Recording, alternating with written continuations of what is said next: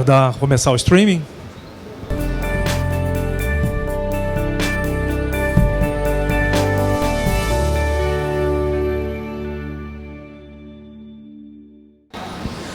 Bom dia, meu nome é Hélio e eu vou falar para vocês sobre um assunto que muitas pessoas podem achar polêmico, o fim do computador. Afinal de contas, a gente pensa, como o fim? O computador só está espalhando, crescendo cada vez mais, a gente vê a presença cada vez mais do computador, mas a ideia não é bem o fim do computador em matéria de o que o computador pode fazer ou pode trazer para a gente. É muito mais sobre como o computador está se transformando de algo que a gente conhece muito bem, que a gente reconhece muito bem, para algo que é completamente diferente e que muitas vezes a gente se surpreende quando alguém fala para a gente, isso aqui é um computador, ou aqui tem computador. É que, na verdade, o nosso conceito de computador, ele está atrelado a formatos, a uma ideia de máquina que está se transformando radicalmente devido a várias inovações, criações sobre as quais a gente vai falar agora. E para que a gente falar isso? Mas isso, tudo bem, tá acontecendo, e como é que isso me afeta? Bom, nós estamos numa campus party, numa festa, num local onde a gente imagina que tem um monte de gente aqui interessada por computação, por tecnologia, e, logicamente, a gente, quando está ligado dia a dia, conectado, usando demais uma determinada tecnologia, uma ferramenta, muitas vezes a gente não percebe as transformações que estão acontecendo com ela, a não ser quando alguém dá um estalo e chama a nossa atenção e fala, olha, você já viu o que aconteceu nos últimos 5 anos, nos últimos 10 anos? É mais ou menos quando você não acompanha o crescimento de uma criança e quando você acompanha, né? Você, por exemplo, chega para um moleque que você não vê há 2 anos e fala, nossa, como você cresceu. Os pais que estão ali todo dia lidando com aquela criança, eles não percebem esse salto no crescimento. Para eles, a criança continua a criança que era 2 anos atrás, porque o crescimento é lento. Então a gente, quando está dia a dia lidando com computadores, com computação, com tecnologia, muitas vezes a gente não para pensar o quanto as coisas se transformaram de lá para cá. E aí, para começar essa conversa, eu vou fazer uma analogia bastante interessante para vocês. Vocês já devem ter lido na mitologia sobre o sonho de Ícaro. O sonho de Ícaro é o sonho de quê? Voar. Então, quando o homem, e aí, logicamente, mitologicamente, né, representado através de Ícaro, com o seu desejo de voar, de alcançar os céus, esse sonho, provavelmente, certamente, ele acabou se transformando em diversas tecnologias, em diversas revoluções tecnológicas, engenharias, que nos permitiram realmente alcançar esse sonho, de diversas formas. Por exemplo, lá no início, há mais de 100 anos atrás, nos primeiros balões, depois na criação dos dirigíveis, depois na criação do próprio avião, até chegar, por exemplo, a um jato com 800 lugares e pode dar a volta ao mundo levando 800 pessoas. Quanta tecnologia de tudo, de mecânica, de aeronáutica, de eletrônica, de robótica, de computação, tem implantada num objeto como esse, que realiza um sonho, o sonho de voar. Mas também não é só a tecnologia envolvida num grande jato de bilhões, de milhões de dólares. O sonho de voar está no indivíduo que compra lá um paraglider, um parapente, e vai fazer o seu voo solitário ou voo duplo, porque ele quer ter o prazer de realizar esse sonho de voar num objeto bem mais simples, mas que nem por isso exige menos conhecimento de tecnologia, dos tecidos, dos materiais, de aerodinâmica, que foi necessário para se criar esse dispositivo para realizar um sonho. Então o sonho de voar, ele continua evoluindo, porque as pessoas vão criando inovações tecnológicas e permitem que você crie voos de lazer, voos de trabalho, voos para carregar cargas, medicamentos, voos de entretenimento, como por exemplo voar com um jato d'água ou voar, né, com um jetpack, né, com uma mochila, né, que tem um jato nas costas que pode te levar a lugares. A gente ainda não sabe onde vai poder chegar com isso tudo.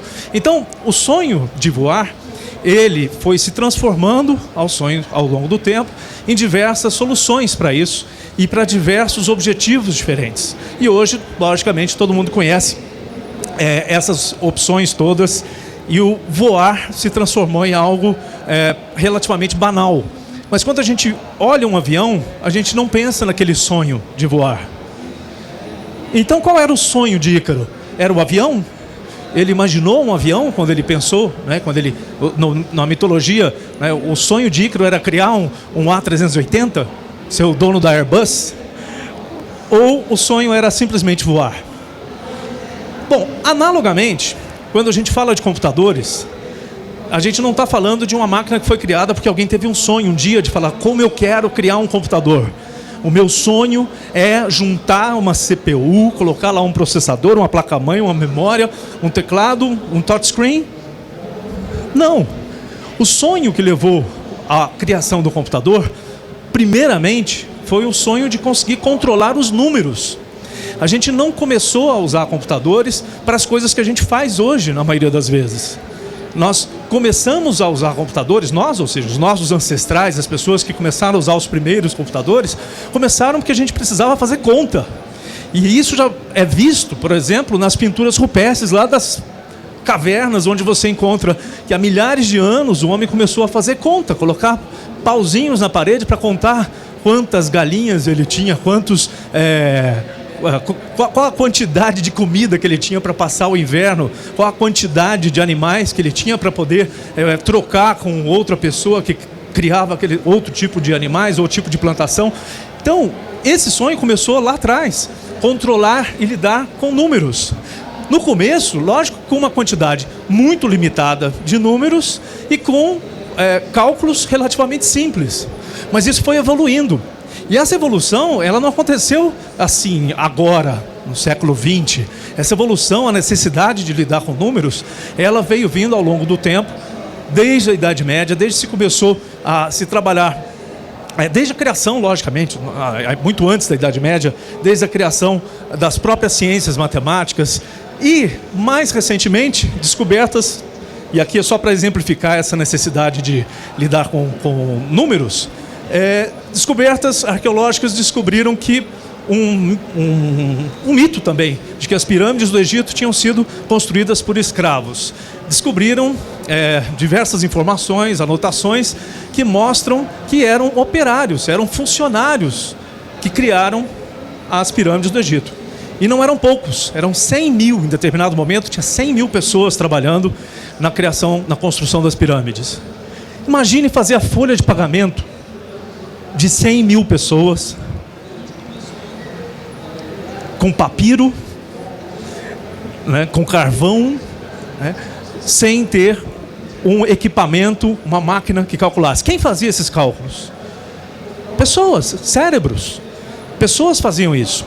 Então, o sonho de controlar, de administrar números, foi o que levou a diversas evoluções, e aí a gente pula lá de 5 mil anos antes de Cristo, né, desde a criação do ábaco também, que, né, aqui alguns registros, né, por exemplo, lá encontrados lá nas paredes das pirâmides sobre o processo, né, de construção, e desde lá do ábaco, também desse período de 5 mil anos antes de Cristo, que era uma ferramenta que ajudava a realizar esse sonho de controlar os números, de calcular. Desde aquela época se evoluiu bastante em diversos equipamentos e ferramentas que nos ajudaram a realizar esse sonho. Então o computador, vocês já pararam para pensar por que desse nome computador? Ele vem de computar, e computar é contar, é calcular.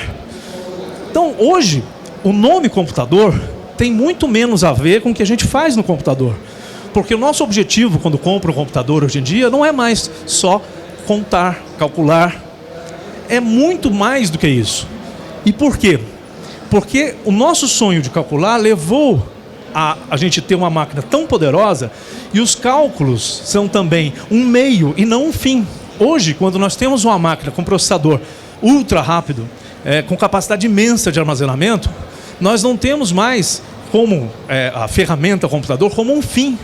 Ele passa a ser um meio para que nós atinjamos outros objetivos que foram sendo agregados ao longo do tempo. E nós vamos ver um pouco como é que isso aconteceu. Então, do ábaco até o ENIAC, o ábaco criado lá pelos chineses, lá 5.000 anos antes de Cristo, até o ENIAC, que é dado como o primeiro computador eletrônico, né, em 1946, os objetivos eles começaram parecidos. Fazer conta, né, são um equipamento, uma ferramenta de fazer conta lá do lado direito, e um equipamento eletrônico para fazer conta, com objetivos militares, que foi criado, né, assim como todos os primeiros computadores eletrônicos foram criados com objetivos militares durante a Segunda Guerra Mundial, e que chegaram ao ponto em que, se você conseguia substituir os cérebros de pessoas por uma máquina que fazia cálculos em quantidade muito maior, em velocidade muito maior. Tudo bem? E aí? O que aconteceu de lá, de 1946 até hoje?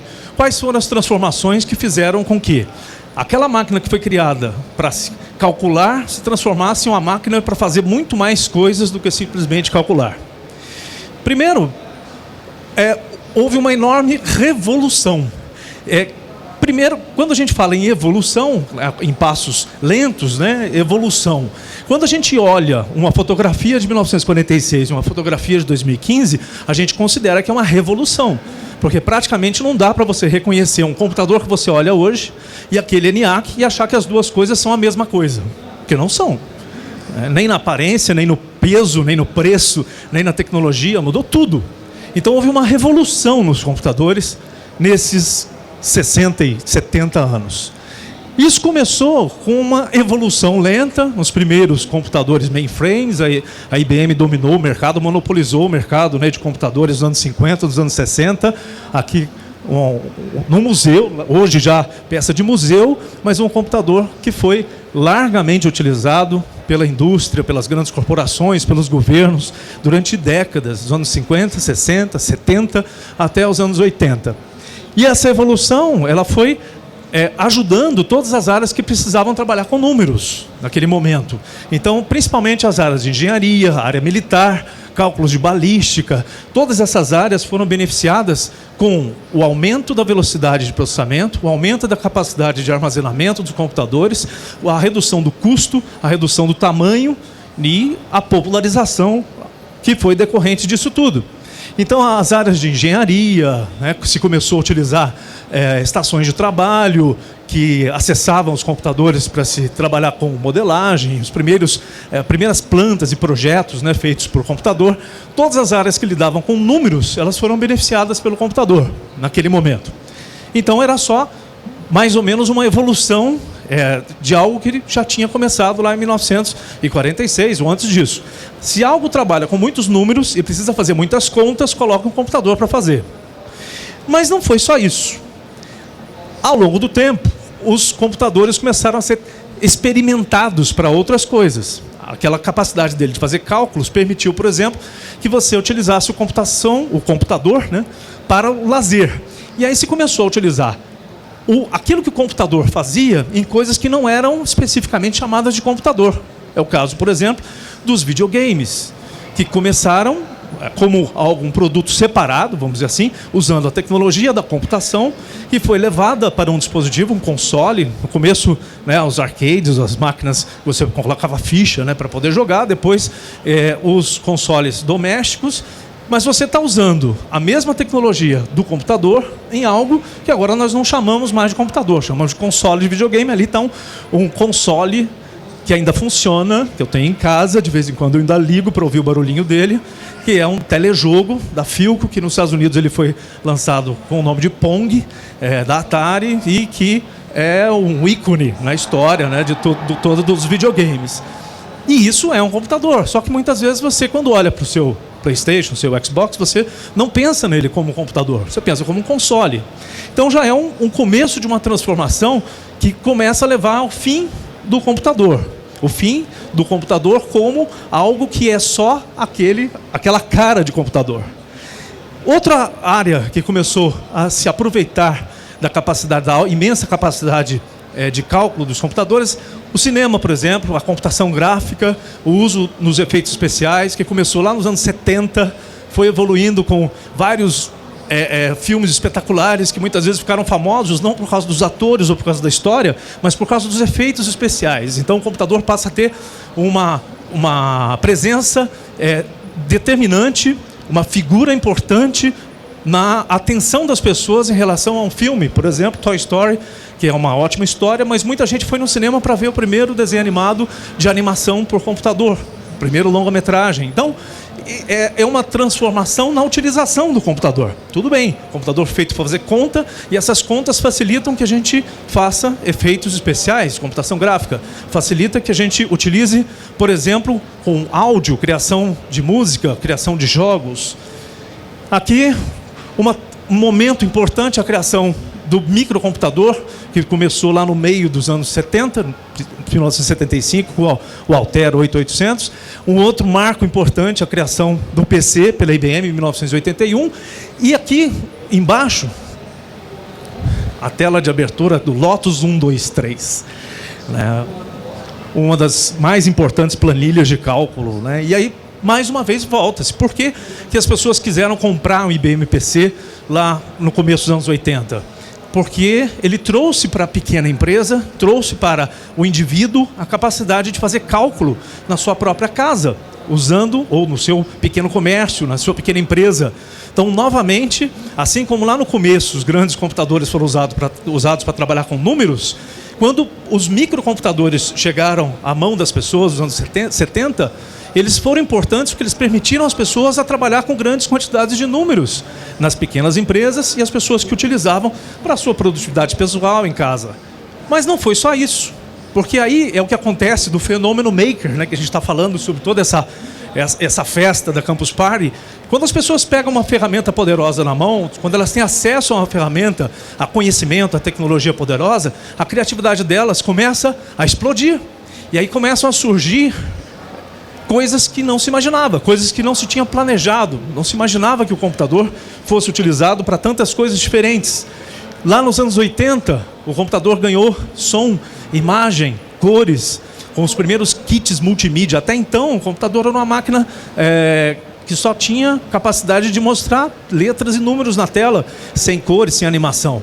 O kit multimídia, que era algo que você comprava separado para instalar no seu computador, no caso de um PC. No caso do Mac, ele já vinha com toda essa capacidade. Mas os PCs, você tinha que comprar um kit multimídia para fazer com que o seu computador pudesse ter som, ali uma placa, Sound Blaster, né, um sucesso dos anos 80, um drive de CD-ROM, né, e caixinhas de som que não vinham no computador. As pessoas não usavam o computador com esse objetivo, usavam para fazer cálculo. Se você quisesse ter jogos, sons, assistir vídeos ainda muito, né, de baixa qualidade, você tinha que instalar um kit multimídia.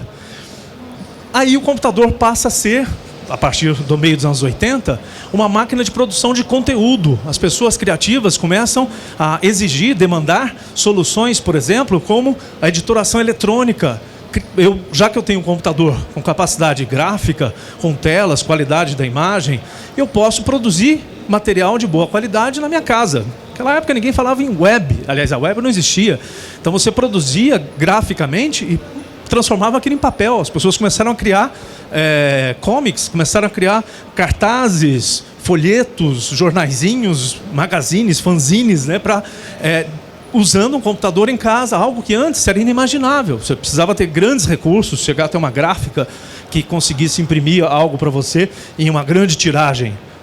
Naquele momento começa então o computador a ser usado como uma gráfica doméstica, onde você pode publicar um livro, um fanzine. E aí vem então, de 85, o começo, né, do uso dos BBS, até 1990 o lançamento da web, e até 95, que foi realmente a explosão da web, né, no mundo todo. Acontece uma outra transformação muito grande, que a computação passa então a ser parceira, irmã, e andar junto com a comunicação. E agora as pessoas não compram mais computador a partir daquele momento para fazer conta. Elas não compram mais o computador para ver só para fazer conta, ou só para jogar, ou só para criar os seus textos, o seu material. Elas compram o computador para se comunicar. O computador poderia então ser chamado de computador comunicador, porque grande parte do tempo, né, se você cortar a conexão do computador, ele serve para muito pouca coisa. Eu diria até que para a maioria das pessoas ele não serve para nada. Se você cortar o Wi-Fi, cortar a rede, cortar todas as conexões do computador, quanto tempo você vai aguentar ficar na frente desse computador sem fazer as coisas que você quer? Então, o objetivo de uso do computador, aquele sonho inicial, né, que era ordenar, calcular, trabalhar com grande quantidade de números, ele começa a se transformar por causa da multiplicidade de usos, e isso faz com que as possibilidades aumentem. E as possibilidades aumentando, as pessoas vão colocando mais a sua criatividade. E aí o que acontece? Isso começa a tomar um grande valor, começa a criar um grande valor e tomar a atenção das pessoas. E hoje, isso não é de hoje, né? Isso é de 2013, mas a situação hoje é mais drástica ainda, né? Sobre o quanto a atenção das pessoas está ligada às coisas relacionadas com computador, logicamente, com web, né? Com comunicação. E aqui uma tabela com quanto se tem investido em mídia no mundo, em cada um dos tipos de mídia. Começando aqui de baixo, o cinema, que teve a sua importância no começo do século passado muito grande. O videogame, apesar, né, de ser uma indústria imensa em matéria de venda de jogos e consoles, ainda é uma área pequena para investimento em propaganda, né, em marketing. Aqui uma série de outras opções: rádio, jornal, TV a cabo, a TV aberta está em segundo lugar, e em primeiro lugar, ou seja, de todo o dinheiro investido em propaganda e marketing no mundo em 2013, a internet tomou o lugar, né, da TV aberta, que era o espaço onde esse dinheiro ia. Isso é só para mostrar o quanto o computador passa a ter importância em vários mercados. Ele começa a mexer em diversos mercados. Mercados de cinema, de jogos, de propaganda. E então nós não temos mais uma máquina só de calcular. Nós temos uma máquina de fazer propaganda, uma máquina de comunicar. E o computador passa então a ficar portátil. Surgem, né, lá nos anos 90, os computadores menores, a princípio, né, os primeiros notebooks, que nem parecem, né, os notebooks que a gente tem hoje. Surgem os palm tops, né, os computadores portáteis ou de mão, que são o passo anterior aos smartphones, né? Surgem os tablets, né, os que a gente está utilizando, que tem crescido bastante. E o computador portátil, finalmente, ele se une à comunicação. Porque aquele palm top que foi mostrado antes, ele era um computador portátil, esse do lado direito, mas ele não tinha conexão. Então, mais ou menos como eu falei para vocês, qual é o objetivo de se comprar um computador hoje? Comunicar. Se eu tenho um computador que não se comunica, ele serve para muito pouca coisa. Aqui eu coloquei o iPhone porque é um ícone, é um momento importante em que as pessoas passaram a ter desejo de possuir um computador de mão que também fosse um telefone. Existiam outros smartphones antes do iPhone, mas o iPhone foi um marco. Até maior prova disso, se você olhar, todos os smartphones hoje são cópia, né, do que foi o iPhone pelo sucesso que ele teve. Eu particularmente não uso o iPhone, uso Android, acho melhor, mas o iPhone foi um ícone de transformação e de modificação no comportamento das pessoas em relação ao computador. Computador? E aí a gente para e pensa, mas isso é um computador? Com toda certeza. E muitas vezes a gente não se dá conta. Nós não pensamos o smartphone como um computador. Na verdade, ele é uma reunião de vários computadores em um dispositivo só. E esse computador, assim como a gente falou antes, que o computador passa a ser máquina de entretenimento, educação, trabalho, lazer e tal, ele passa a fazer parte do seu dia a dia. Não existe nenhum outro objeto que você tenha mais tempo de contato, a não ser a sua roupa íntima, provavelmente, né? Mas fora isso, Qual o outro objeto que você fica mais tempo colado com ele, encostado no seu corpo, do que um smartphone? No passado ainda tinha um relógio de pulso, que velho que nem eu ainda usa a maioria, né? Hoje, aliás, eu estou vendo aqui, tem gente, ó, denuncia a idade, viu, gente? Quem usa relógio de pulso, né? Se não quiser parecer velho, não use. Porque, a não ser o relógio de pulso, que as pessoas normalmente usam de manhã, óculos e tal, a maior parte do tempo a gente está com um smartphone na mão ou no bolso, né, colado no nosso corpo.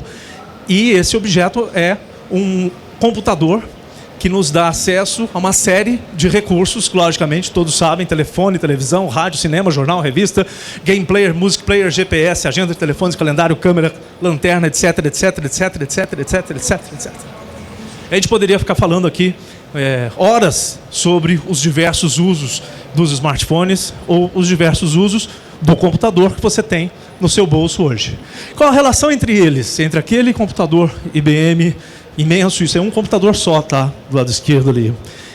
E esse smartwatch aqui no seu pulso.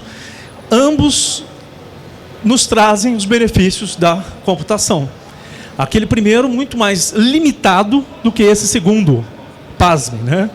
Aquela sala cheia de máquinas, de equipamentos, uma capacidade muito inferior a isso que pode ser carregado no seu pulso. Mas os objetivos são basicamente os mesmos. Você só consegue utilizar esse relógio ou um smartphone para fazer tudo o que você faz porque ele é capaz de fazer cálculos rápidos com grandes quantidades de números e armazenar e lidar de maneira eficiente com todos esses dados numéricos. Então, os objetivos são os mesmos. Então, bom, nós temos aqui um vídeo que eu vou passar muito rapidamente, que é a introdução de um documentário chamado A Era da Transformação. Eu vou passar e vou explicar para vocês, até porque o áudio ele não está muito bom, tem legenda, tá? Mas o áudio não está muito legal, que mostra o seguinte: no passado, passado não muito distante, por exemplo, o Programa Espacial Americano, 1960 até 1970 e poucos, em todas as missões, né, de ida do homem à Lua, se investiu imensamente em computação. E esse cara, o Bob Cringely, ele demonstrou de uma maneira bastante simples o seguinte: ele foi lá na NASA, pegou uma bicicleta e chegou lá com a sua bicicleta e tirou do bolso um GPS, um MP3 player, um medidor de pulso, um medidor de pulsação, né? Um computador de bordo conectado à bicicleta. Ou seja, coisas que hoje você nem precisaria ter essas coisas separadas. Você poderia ter todas elas em um smartphone só que faz tudo isso. Mas ele tirou tudo isso do bolso e mostrou que em meio quilo de tecnologia, esse documentário é de 2011, você podia carregar mais poder computacional do que toda a NASA tinha em 1969, quando colocou o homem na Lua. E mais impressionante do que isso ainda, que isso tudo custa menos de $1.000 hoje em dia. E que em 1969, se fossem criar computadores com a mesma capacidade, iria se gastar mais de 11 bilhões de dólares para você ter as coisas que você carrega no seu bolso hoje em dia e que fazem as coisas triviais, que nós consideramos triviais, mas que eram essenciais para fazer uma viagem à Lua e voltar. O que é mais importante do que ir era garantir a volta. Então, imagine toda essa evolução, esse vídeo, como eu disse, é um vídeo bem rápido, para mostrar, e aqui não vou me deter muito tempo, porque a gente pode encontrar essa tecnologia toda em coisas que a gente não se dá conta. E aí, é mais ou menos o que eu falei aqui logo no início. A gente não se dá conta, muitas vezes, que os computadores estão muito próximos da gente, porque eles começaram a se transformar nos objetivos que a gente dá para eles e começaram a se transformar no formato. Então, hoje, por exemplo, a maioria dessas pulseiras que são usadas para atividade física, controle da saúde, tem uma capacidade muito maior do que o PC vendido há 10 anos atrás. Não precisa ir lá em 1969. Se você pegar o computador pessoal top de 10 anos atrás, ele não tinha a capacidade de processamento e a capacidade de memória que você tem no Jawbone, uma pulseira.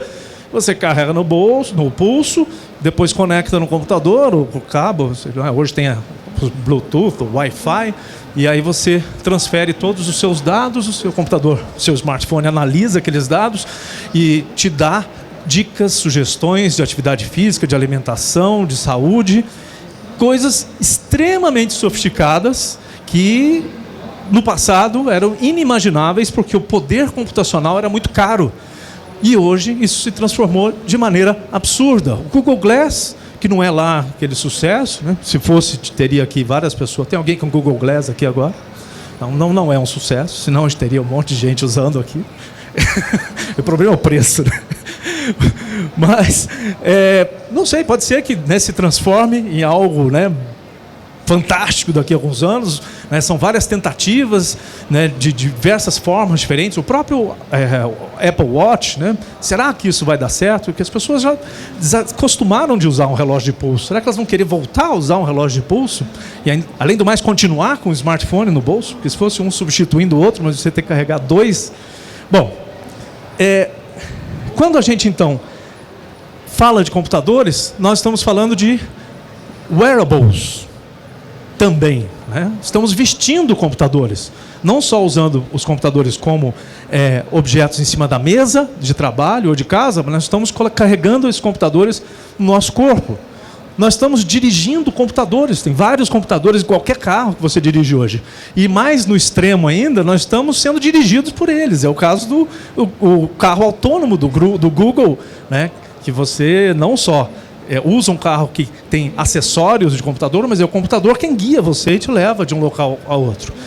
Então nós estamos transformando novamente as utilidades da computação e estamos carregando computadores sem perceber que eles são computadores, e os computadores estão mais próximos, mais acessíveis, mais presentes no nosso dia a dia, mas com outros nomes. Por isso eu falei, né, e escolhi o título para essa fala de o fim do computador. As coisas passam a ser computadores, então nós não precisamos mais chamar de computadores. Você não chama o seu smartphone de computador. Espera aí que eu vou pegar meu computador para ver, né, o significado de uma palavra no Google. Espera aí que eu vou pegar meu computador para ver que horas são. Ou vou colocar o meu computador para me acordar amanhã às 8 horas da manhã. Ou espera aí que eu vou tirar uma câmera com o meu computador. Tirar uma foto, né, com o meu computador. Você não pensa assim, você não fala assim. Então o computador deixa de ter esse nome porque outras coisas passaram a incorporar computadores e computadores passam a ser outras coisas. Então nós temos coisas com capacidade computacional. Então, o que está acontecendo com o computador tradicional? Porque quando você fala em computador, o que vem na sua mente? CPU, teclado, mouse, monitor. Confere? Quando eu falo para vocês, vai lá no computador, você já sabe onde ir, né? Na sua cabeça vem essa memória. Tem que ter um teclado, tem que ter um mouse, tem que ter uma tela. Isso é o computador para nós, na nossa concepção, né? Igual eu falo para você, vai lá na mesa, você já tem ideia, que tem 4 pernas, pode ter algumas mesas diferentes e tal, mas tem lá, tem um tampo, tem 4 pernas. Então a ideia de computador é essa. Só que o mercado brasileiro de PCs, em a matéria de 2015, falando sobre o final do ano passado. Houve uma queda de 25% na produção e venda de PCs, de computadores do jeito que a gente costuma chamar. Pode-se falar, bom, mas é a crise, tudo caiu 25% nas vendas no final do ano passado. Mas fora do Brasil também, as vendas de PC mantêm queda de 2,4%, as vendas mundiais, tá, de PCs. Então, pensando que ainda tem países que ainda estão no momento de crescimento na fabricação e compra de computadores, mesmo assim, você somar o mundo todo, há uma queda na venda de PCs.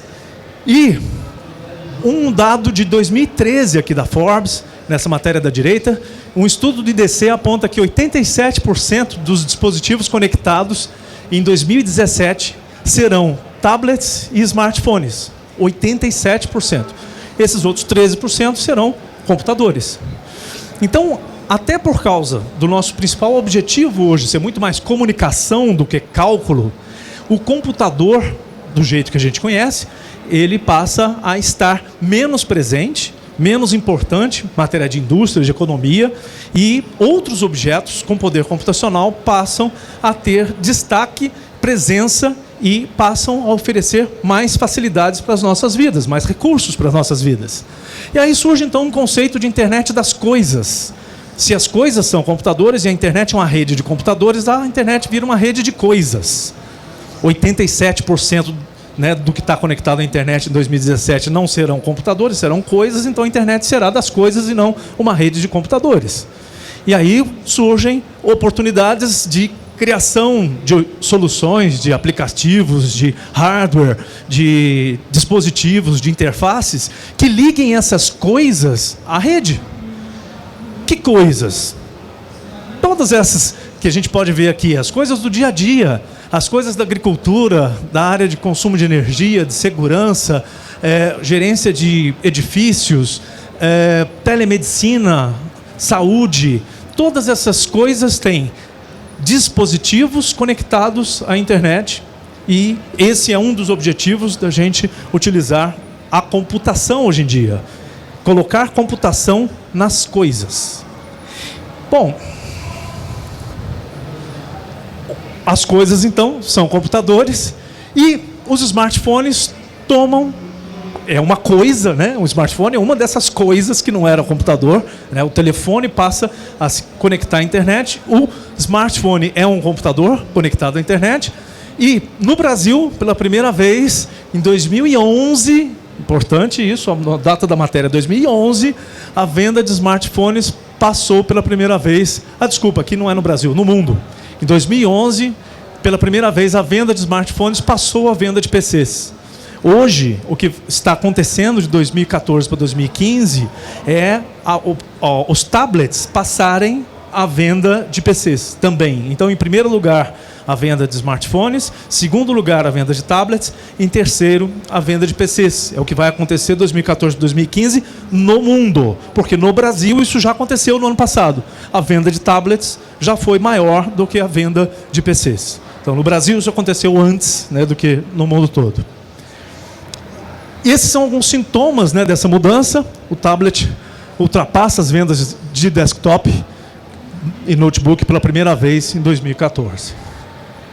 Bom, e aí, quando a gente fala então em coisas, e aí eu peguei um exemplo do smartphone, por ser o que está mais presente, o que está mais próximo, né, mais acessível para a gente, e eu peguei alguns exemplos aleatórios de como essas coisas passam a oferecer oportunidades quando você coloca a sua capacidade criativa para usar esse poder computacional que agora é barato, fácil, próximo e não muito complexo de lidar. Esse é um exemplo. Coloquei exemplos aleatórios porque existem exemplos muito mais interessantes talvez do que esses que eu coloquei aqui. O problema é que ninguém é capaz de acompanhar todas essas novidades. Eu não tenho conhecimento de todas as coisas interessantes que estão acontecendo no mundo em matéria de uso dos smartphones e dos aplicativos. Então eu coloquei as coisas que chegaram até mim e que eu tive acesso, mas eu tenho certeza absoluta que tem coisas muito mais interessantes acontecendo em lugares que eu não fui, que foram publicados em revistas que eu não li, em sites que eu não acessei. Então são alguns dos exemplos. Esse é um equipamento criado para transformar o seu smartphone num microscópio que é capaz de, usando o recurso da câmera do smartphone, identificar, por exemplo, se uma água é potável ou não. Então você está lá na beira de um rio e eu quero fornecer água para uma população e eu preciso fazer uma análise daquela água e eu consigo pegar um copinho da água ali e o meu smartphone, ele vai me dizer se aquela água é potável ou não, a partir do uso de um dispositivo que transforma o smartphone no microscópio, que custa menos de $200, e um aplicativo que faz a análise daquela água para mim. Não é só que ele me mostra, porque se eu não conhecer, aqui está o poder computacional, né? Não adianta nada eu olhar. Outro dia aconteceu, num local, eu cheguei num bebedouro e lá tinha uma tabela com uma análise. Essa água tem não sei quantos microgramas de não sei quantos microgramas, não sei o que lá, tal. Tinha umas 500 informações sobre a água do bebedouro lá. Aí eu falei, virei para a pessoa que estava comigo, e aí, isso quer dizer que eu posso ou que eu não posso beber essa água? É isso que me interessa. Eu não sou bioquímico para saber se isso é bom ou se é ruim. E a capacidade computacional do smartphone, ela faz com que ele seja capaz de identificar naquela imagem que foi capturada por aquele microscópio, se aquela água é potável ou não. Outro exemplo, eu posso transformar o meu smartphone em um detector de metal por medidas de segurança, tornar isso muito mais barato, por exemplo, o processo, né, de detecção de segurança, detecção de metal. Eu posso garimpar bitcoins usando o meu smartphone. Existem softwares, lógico que ele não vai ter a rapidez que você teria num supercomputador ou num cluster, né, de centenas de processadores, mas você pode, por lazer, colocar o seu Android para garimpar bitcoins. Você pode identificar dados de passaporte usando o NFC, aproximando o seu smartphone de um passaporte, ele vai fazer a leitura do código. Inclusive tem gente usando capa de chumbo nos passaportes hoje para as pessoas não capturarem as suas informações. Só de aproximar um dispositivo NFC você consegue ler um passaporte. Pode conectar uma interface no seu carro e fazer uma análise, um diagnóstico do seu carro, né, do seu motor, como é que ele anda, né, a força, potência, consumo através de um smartphone. Pode medir distâncias, tamanhos, dimensões de objetos através da câmera. Já tem, inclusive outro dia eu precisei de uma régua, eu não tinha uma régua, eu baixei um aplicativo que é uma régua. Você coloca ele o objeto em cima da tela do seu smartphone e ele tem uma régua. Ele te fala quantos centímetros e milímetros tem um objeto, né? Então, são coisas que a gente muitas vezes duvida. Você pensa assim, eu preciso de tal coisa. Será que tem um aplicativo para isso? Você entra lá no Play Store e tem. Você fala, não é possível. Como alguém pensou nisso? Eu achei que ninguém ia pensar nisso antes de eu precisar disso. Alguém pensou e criou e colocou lá. O smartphone pode medir a altitude e pressão atmosférica. E aqui nós estamos falando de capacidade computacional e de todos os sensores e dispositivos que antes eram inacessíveis, né, e que hoje estão presentes e são baratos, estão em todos os smartphones praticamente, né, receptor de GPS, acelerômetro, medidor de temperatura. Você pode rodar um servidor web no seu smartphone. Pode colocar páginas web, lá, porta 8080 lá, no seu smartphone e ele se transformar num servidor web. Pode rodar Linux. E aí, bom, se você pode rodar Linux, pode executar praticamente tudo que você rodaria num PC com Linux, você pode rodar no seu smartphone. Pode encontrar peixes, colocando aquele dispositivo, você amarra uma cordinha nele, coloca dentro d'água, ele é um radar que emite um sinal e envia para o seu smartphone o resultado, a resposta desses radar, sonar, para você identificar se tem agora me fugiu o nome lá, como é que chama? Cardume. Tem um cardume de peixe debaixo do local onde você está pescando. São coisas que você pensa, bom, isso não interessa a mim, eu não sou pescador, mas a variedade é tanta que várias dessas coisinhas, né, algumas delas vão afetar a sua vida, vão te interessar. Por exemplo, classificar café no meio de uma plantação, né, coloca lá um dispositivo chamado de nariz eletrônico e ele identifica, por exemplo, a qualidade de um café. Aqui um exemplo muito interessante de um projeto brasileiro, um aplicativo chamado MyFunCity. Eu acho que já foi apresentado aqui na Campus Party numa edição anterior. É uma rede social onde você avalia a qualidade dos serviços públicos. Você baixa o aplicativo, utiliza para, por exemplo, classificar e dar nota. Como é que é, por exemplo, a segurança no bairro onde eu moro? Como é que está, por exemplo, o transporte público num determinado ponto? Estou aqui esperando há mais de uma hora um ônibus e não aparece. Eu entro lá e faço uma classificação. E você vê a classificação que as outras pessoas fizeram sobre aquele mesmo local. Eu consulto se um local é violento, é perigoso ou não, a partir da avaliação que as pessoas fizeram. E isso agora tem sido usado pelo setor público, pelo executivo, pelo legislativo, para tomar decisões sobre políticas públicas a partir do resultado do que as pessoas estão achando dos serviços públicos. Então, existe já uma interação entre a produção de dados desses aplicativos que estão rodando no smartphone e os governos e legisladores para resolver os problemas do setor público. MyFunCity, então, fica a dica, uma sugestão. E o que importa, então, não é mais o computador. O que importa é a computação. É aquela capacidade que nós tínhamos, que o homem precisou para trabalhar com números, ela foi evoluindo.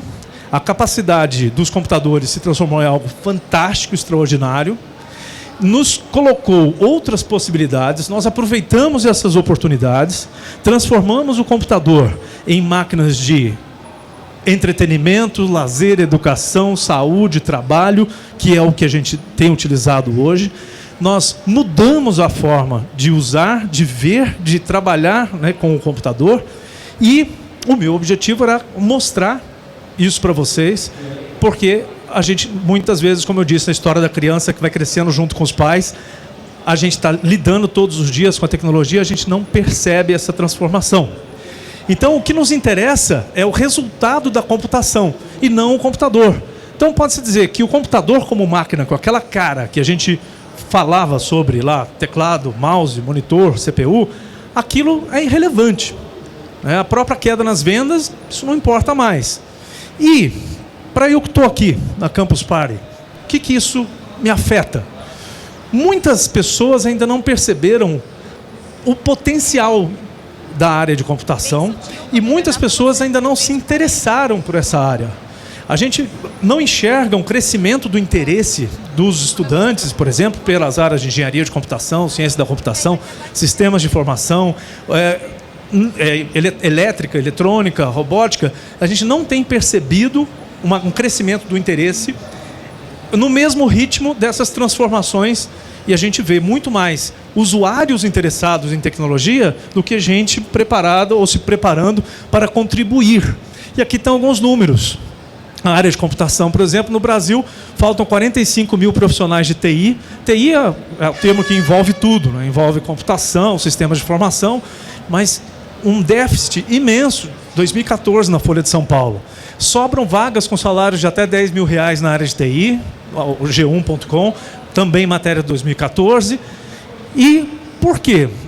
Tem muita gente que, talvez por pensar assim, mas esse negócio de trabalhar com computador, será que o computador continua sendo relevante? As pessoas não enxergam, por exemplo, que alguém que faça ciência da computação, engenharia de computação, ela não vai mais trabalhar com computador. Ela vai trabalhar com a oferta de computação, de recursos, de soluções de computação para as pessoas. Então, cresce o número de usuários, logicamente, todos os dias, mas não cresce o número de criadores, de makers, de pessoas que... existe aqui é o local dos makers, mas nós somos poucos no meio de tanta gente que consome tecnologia. Quem vai produzir essa tecnologia? Alguém tem que tomar essa responsabilidade.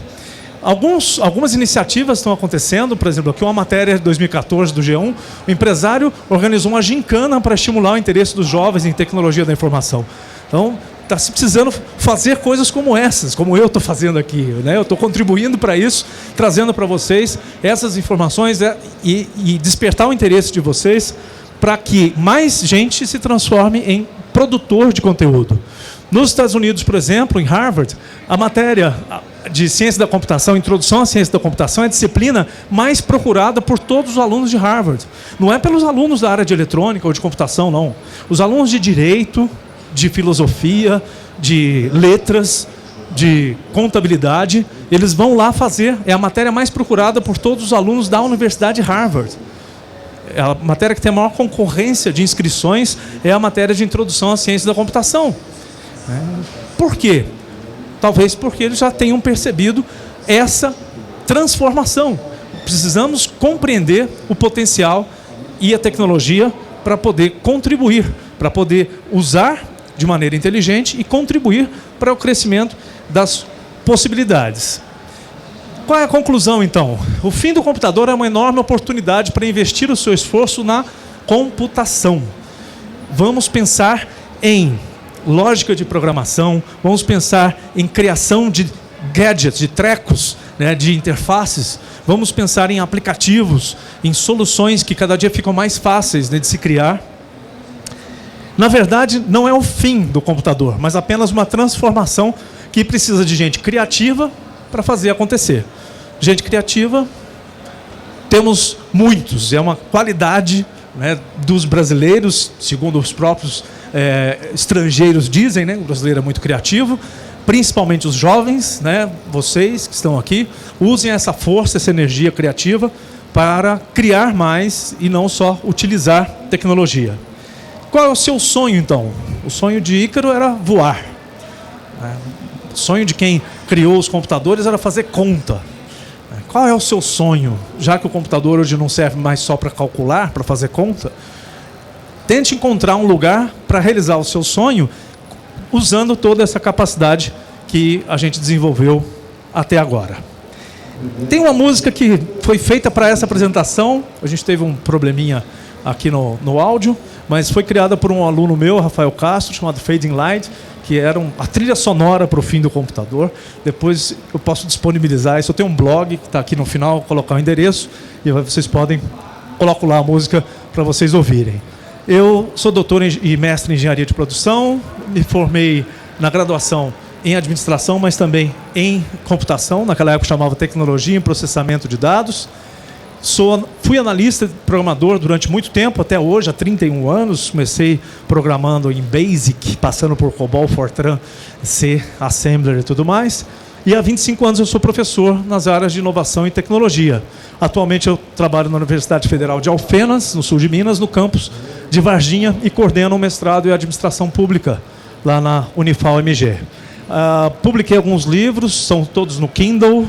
Quem quiser, todos não, alguns eu não coloquei ainda por questão de direito autoral, mas alguns estão no Kindle, e esse ano deve sair o resultado da minha tese de doutorado, que é uma pesquisa no Vale da Eletrônica, em Santa Rita do Sapucaí. Lido com startups, com pequenas empresas. Essa aqui é uma empresa criada por meus alunos, que lançaram um site de alcance mundial, traduzido para várias línguas, chamada Bevisto, que é bevisto.com, que é um site de curadoria de informações. E aqui estão os meus dados de contato. Espero ter despertado o interesse e a atenção de vocês para as oportunidades que a gente tem com a computação. Obrigado pela atenção.